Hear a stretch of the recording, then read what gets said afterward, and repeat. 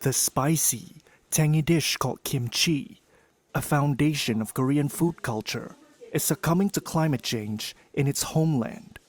South Korean scientists, farmers, and manufacturers say they see a decline in the quality and quantity of its main ingredient, the napa cabbage.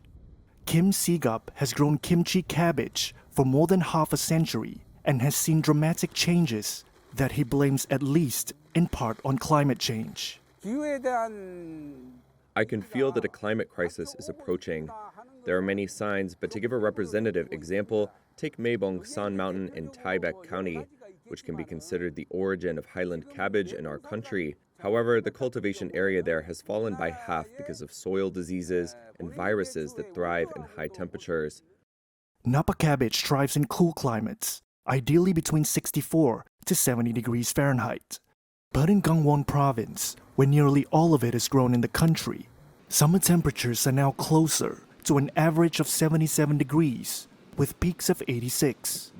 Government data shows high temperatures and erratic weather have eaten away at Napa cabbage farming areas by more than half since the 2000s.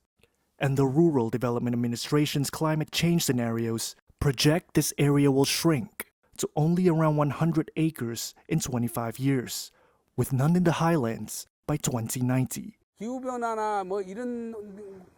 Production costs have definitely increased due to climate-related difficulties. Since crops are often affected by various diseases and pests, we have to continuously apply substances that are somewhat effective against them. We need to keep spraying them. Researchers are taking action to push back on the impact by developing heat and disease-resistant varieties of Napa cabbage. Plant pathologist Lee Young-gyu is at the National Institute of Crop Science.